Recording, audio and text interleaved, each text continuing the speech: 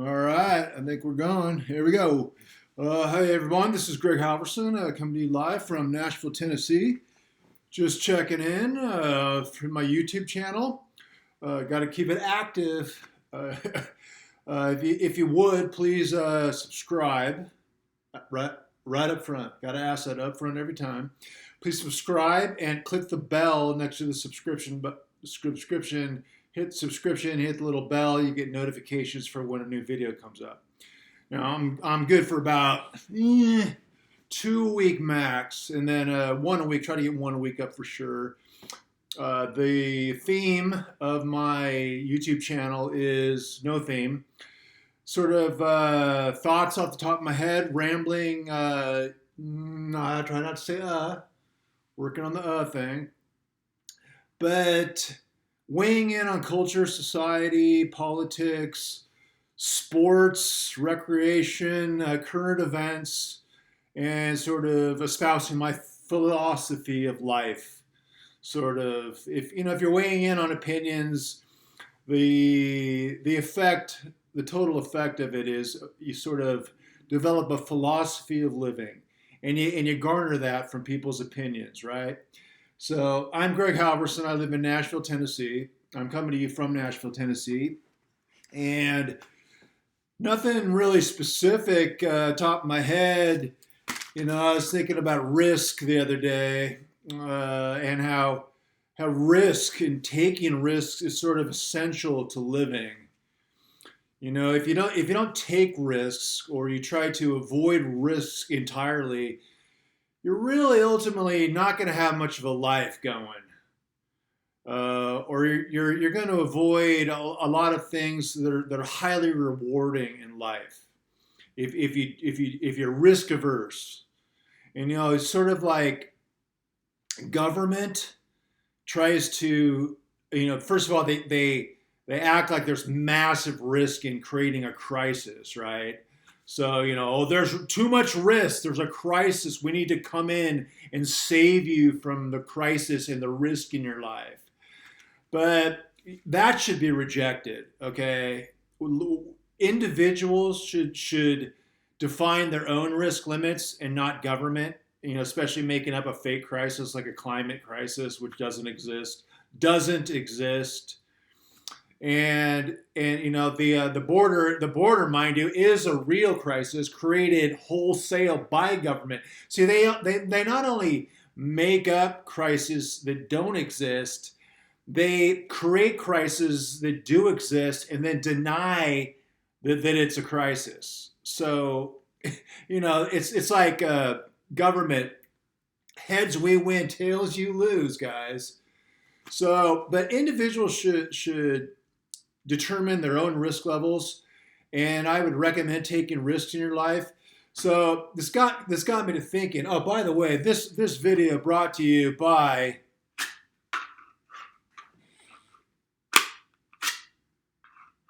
Sound of Freedom. Brought to you by the Sound of Freedom. Exercise your Second Amendment rights always. There's a little bit of risk in that. There's risk in dangerous things. Guns are inherently, they're tools. They're dangerous if used improperly. They're dangerous, certainly dangerous to people who want to kill you, right? So owning a gun, it not only ties us to the past, which is part of adventure. Risk and adventure dovetail together.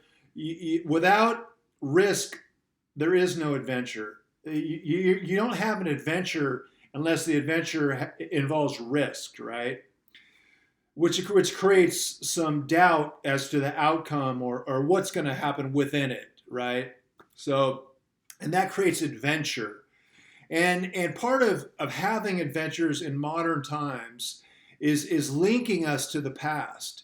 And owning guns links us to the past. It links us not only to a natural right given to us inherently by God, it links us to the past and the primordial instinct to defend ourselves against danger, against risk, right? but there's something. It's sort of a paradox. Inherent in owning a gun is risk, right? But it also eliminates risk, right? It decreases risk. So it's sort of paradoxical. It's interesting. Like I said, I just thought that out of the top of my head. I'm just thinking out loud here. So that's interesting. I recommend having the adventure of owning a gun, and everyone should own guns and exercise their natural rights to defend themselves against tyranny, which is sweeping our country like we've never seen it in centuries, maybe. And we got a lot of interesting stuff coming down the pike. I'm not going to delve super into politics right now, but the theme here is risk, and government wants to take the risk out of your life by coming to your rescue. We don't need the government to rescue us. We need to determine our own fates, right? So that's one thing. And by the way, cheers from Nashville, Tennessee.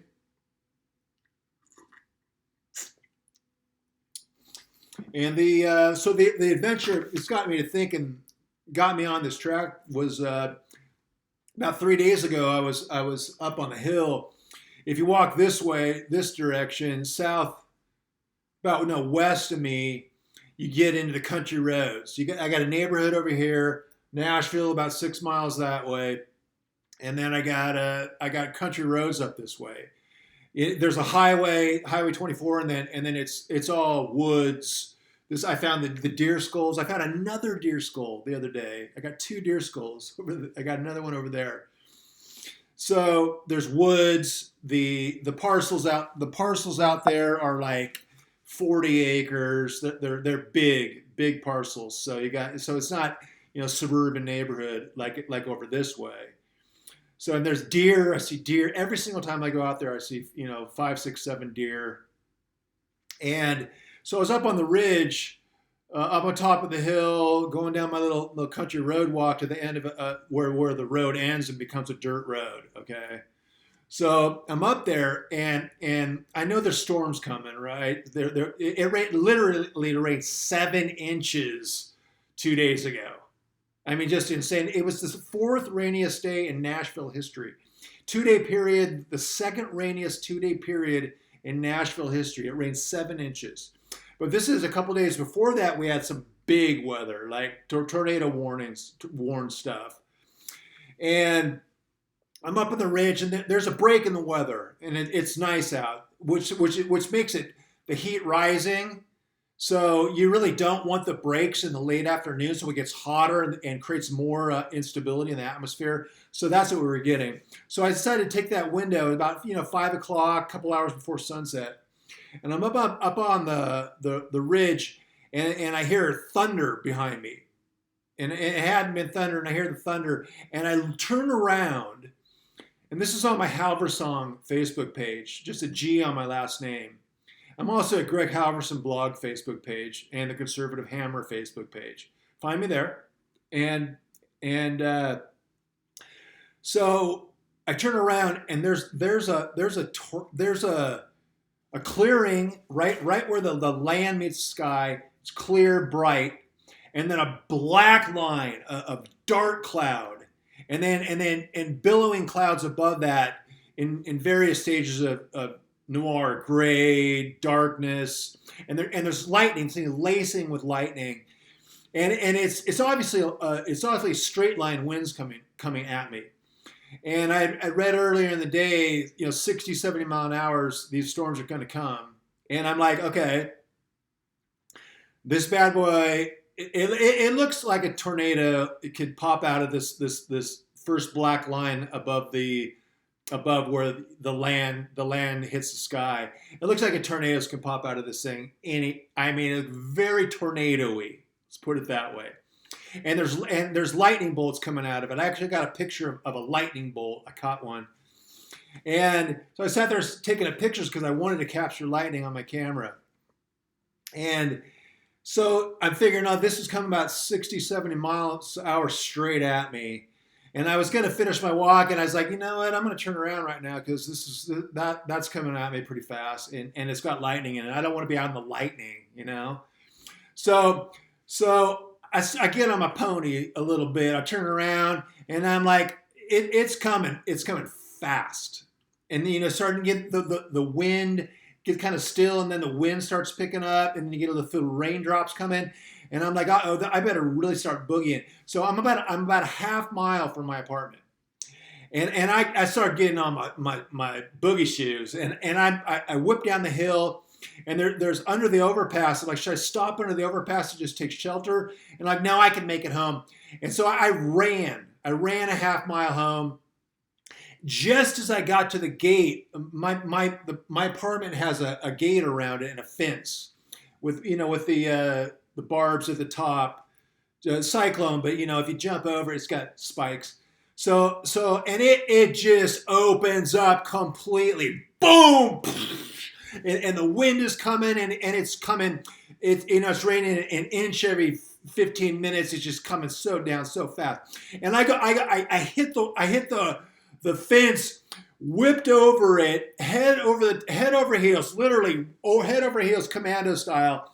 Got on my feet, hit the ground, and ducking low because the lightning was coming. Ran into my place, soaking wet, but I made it. I only got rained on for like 100 yards or 50 yards, 75 yards or whatever. But I got scratches on my stomach and from the cyclone fence. But that was like, I took a risk going for the walk, right? And I ended up having an adventure, like a little mini adventure. And there was danger. So there's no risk unless there's danger, right? Right. And usually an adventure has a little bit of danger, risk involved. If you go rafting, there's a little bit of risk in there. It depends on the size of the river or whatever. But I just thought to myself, that's like a modern adventure that ties us to the past, because weather keeps us honest, right? There's always been tornadoes. When the Conestoga wagons cross the prairie, those straight line winds hit them, right? So they face the same weather we faced. Obviously, we have better shelter and whatnot, but it tied me to the past. It reminded me of the risk inherent in living throughout the centuries. So I thought in that respect, it was kind of cool because the weather keeps us honest, and being out in it is something that no one can change. They can't take that away from us. It's beautiful. It's risky out there, and you gotta determine your risk level in the weather, right? Not be stupid, or you can die in the weather. And I think the big weather, that's one of the reasons I like living in the South, because of the big weather. Because it reminds us of the past, it ties us to the past, it keeps us honest, and living here in the South is a little bit of a risk. On the Midwest, on the prairie, it ties us to the pioneers, and it ties us to our ancestry in sort of a more cogent way than just living in Los Angeles or something. But there's earthquakes there. I was in the earthquake in '95, so there's inherent risk living in California too, right? For earthquakes, it's just different. But I thought that was interesting. So I just thought I'd weigh in on risk a little bit. Let me see where we're at on this thing. So 14 minutes. I'll keep going a little bit here. So I was thinking, what other modern adventures are there? Just sort of daily adventures, or something you can plan. And in the first video I made, at the end of it, if you don't want to go through the whole half hour, my first video was like 31 minutes when I restarted doing these videos. And I talk about climbing and how I climbed Mount Kilimanjaro, and how climbing is a modern day risk, a modern day adventure that we can have. And it's certainly, the mountains tie us to the past, tie us to something old and primordial that men have faced for centuries: the mountains, the weather, right? So climbing, just going backpacking in the backcountry is not only an insanely awesome experience. It ties you to the independence of traveling on your own and being self-reliant, which ties us to the past, right? So backpacking, backcountry backpacking, not just car camping. I mean, car camping is fun, but it's not risky. It doesn't really tie us to the past. But if you're in a backcountry with a 35, 40 pound pack, three day trip, or 3 nights, 4 days, like 35-mile round trip or something. Go camp at a tarn, a lake with a cirque of mountains around it, in Idaho or something. Or as I did a couple of years ago in the Wallowa Mountains in Northeast Oregon, Colorado, the Wind Rivers in Wyoming. There, multiple places around, especially around the West. Camping you can't really backpack in Tennessee, unfortunately. But if you have your house on your back, you're alone in the wilderness or with a buddy in the wilderness, you're on your own, Jack. And that, just that in itself is a beautiful thing. And it's an adventure, it's risky, and it's fun as hell, and it's awesome. So that's another thing. Having these adventures is fun.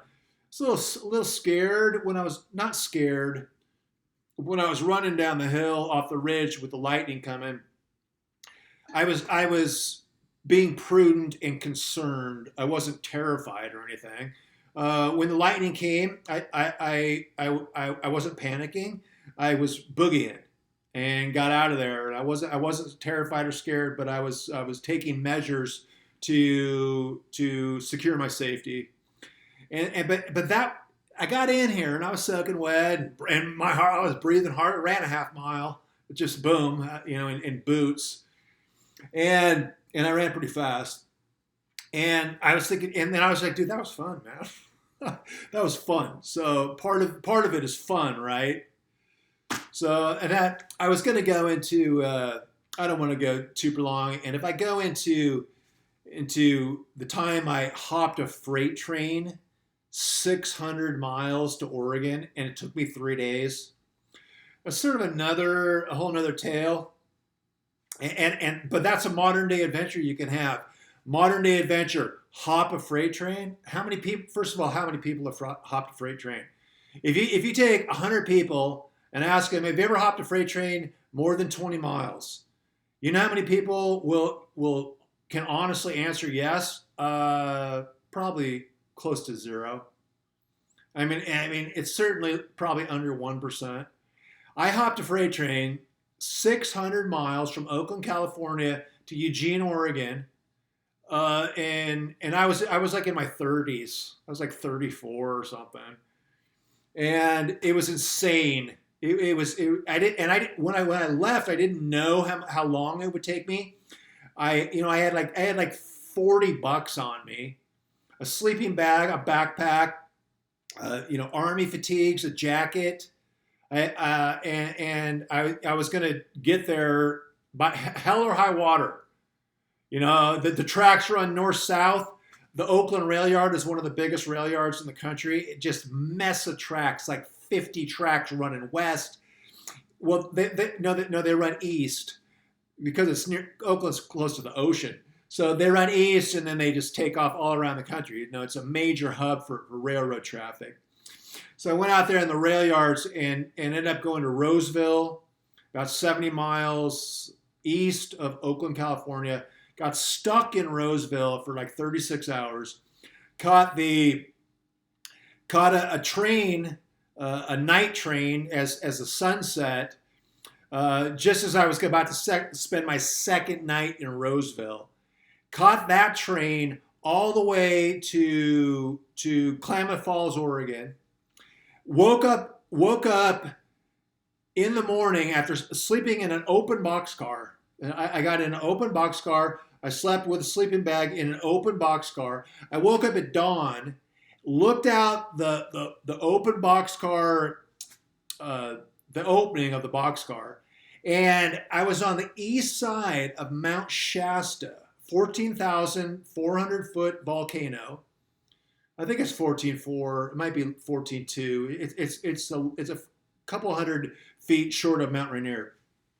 It's 14,000 though. 14,000 insanely beautiful snow-capped volcano. This is like in mid-October's first snow had already hit. It was very cold. It was probably close to 30 degrees that night in the valley. So I wake up at dawn. Sunrise is hitting the east face of Mount Shasta. And I was chugging along, across a flat prairie, fields, no houses, no highway, basically completely in the outback wildernessy area with no development, put it that way.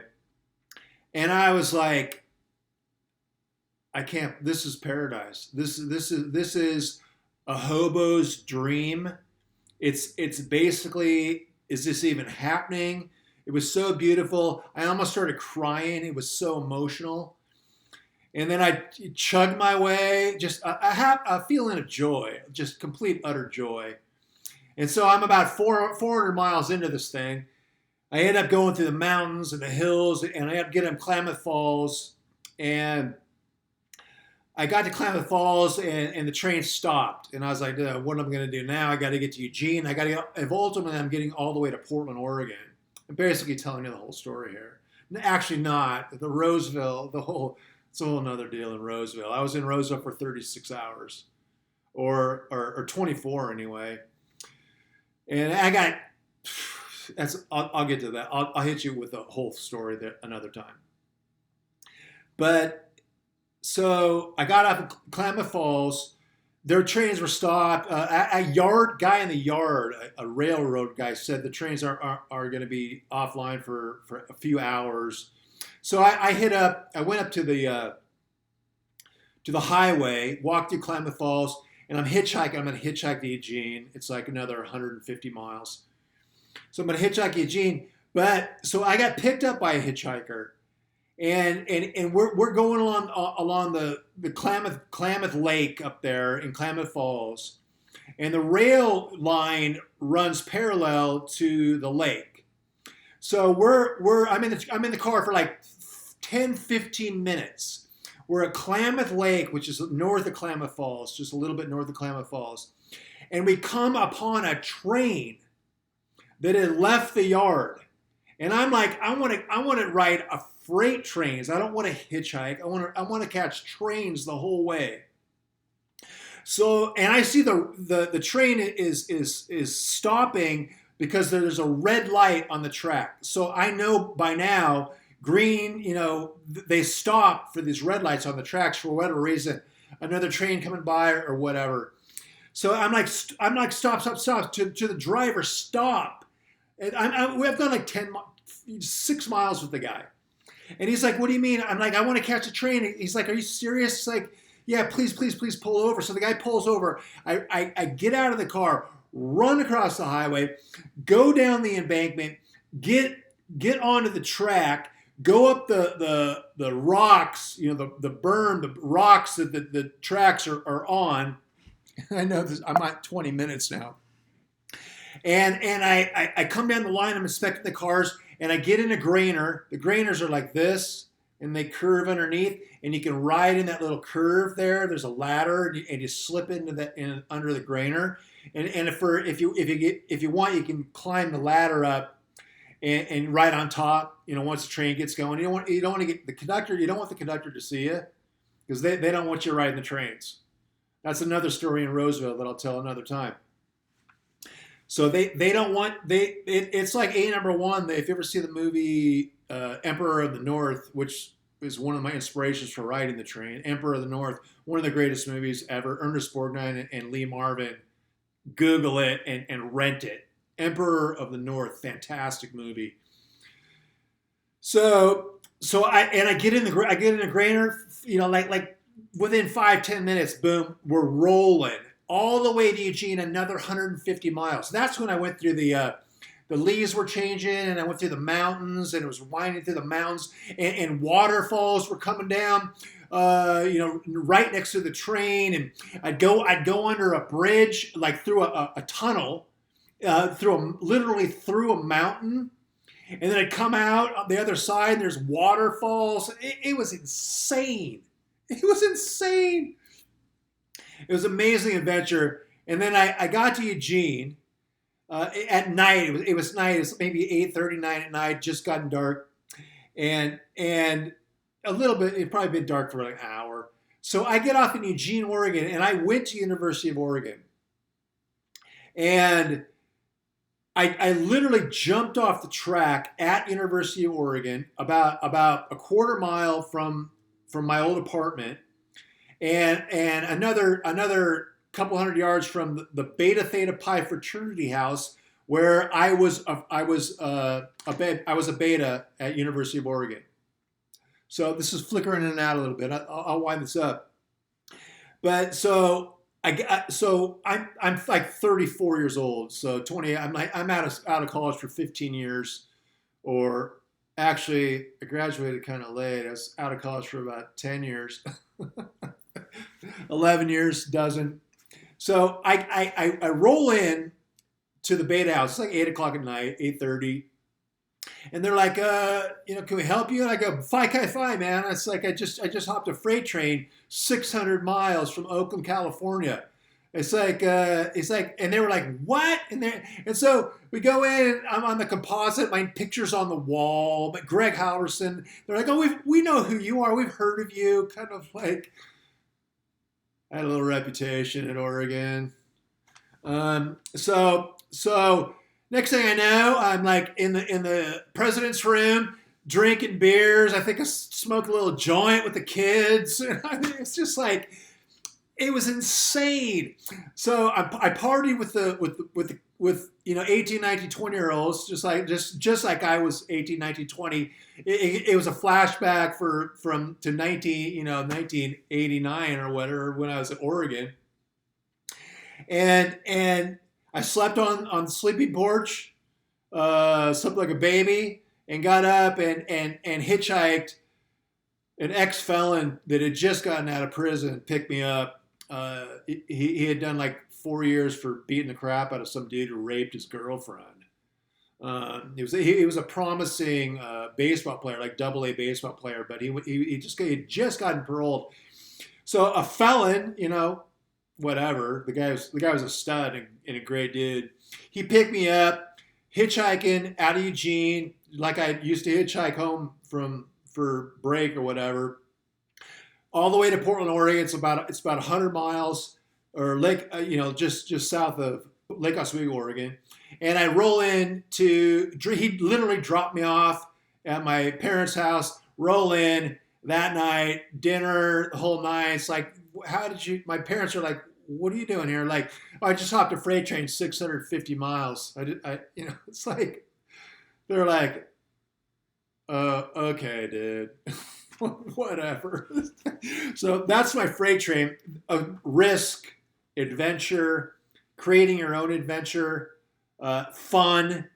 I've tried to write about this, but it's so profound and such an amazing experience. I failed.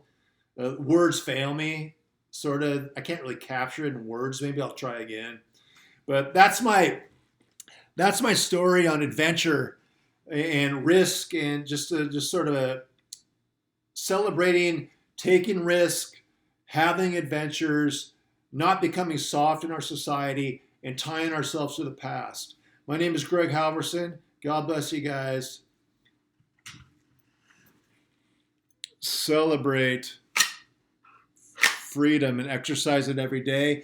Please follow me on my Greg Halvorson Substack blog. Greg Halvorson blog on Substack. Greg Halvorson blog Facebook.